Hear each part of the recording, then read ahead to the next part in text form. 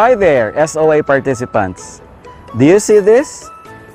This is an empty shell of a Japanese snail. For this lesson, we will be discussing about visualization and juxtapositioning in Lesson 2, Module 3.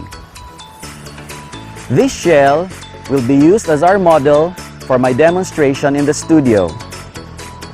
For your part, I will require you to choose several objects that you can relate to the chosen concepts that I will indicate in my demonstration. Visualization is a way to turn a word or an abstract concept into a picture to make it easier to understand. Visualizations help us begin to make sense of the information, find patterns within it, and use it to answer questions about the world. A visualization is meant to communicate something to the people who look at it. The first step in designing a visualization is deciding what is intended to communicate. Whereas juxtapositioning is trying to relate two unrelated objects or concepts into one product. The easiest way is to be familiar with the basic geometric shapes, such as the circle, square, and triangle, and try to juxtapose them to everyday objects around us. By doing this, it will facilitate a better understanding of how shapes or forms are constructed. I will show you how visualization and juxtapositioning is carried out. It is best to combine the two approaches when working on your creative concepts for an artwork. I will be using my sketchbook and pencil as well as eraser for the demonstration. While watching my demonstration, you may also go along with me with your own sketchbook and pencil. Later, you will be making your assignment related to this lesson. The instruction will be posted on our Google Classroom for this session. There are two basic techniques where you can effectively use visualization and juxtapositioning together. The first technique that I will present to you will use a real object as a reference of visualization and juxtaposition. I will be using the empty shell of a snail for this demonstration. The basic question is, what concept can you think and envision when you see a shell of a snail? The concept is largely personal and differs from one person to another. This technique is popular among conceptual artists who come up with concepts that are most of the time out of this world or out of the box.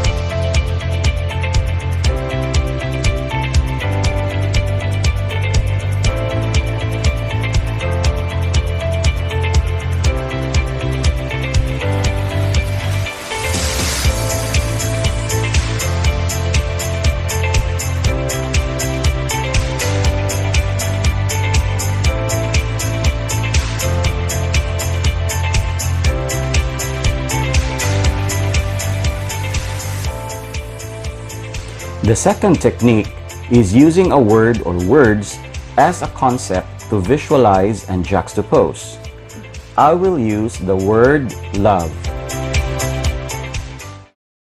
The basic question is, what can you think and envision when you hear or read the word love? Again, the concept is largely personal on how one will interpret a word or concept into something concrete and visual. This technique is popular among comics and animation artists who interprets a storyline into a pictorial scene.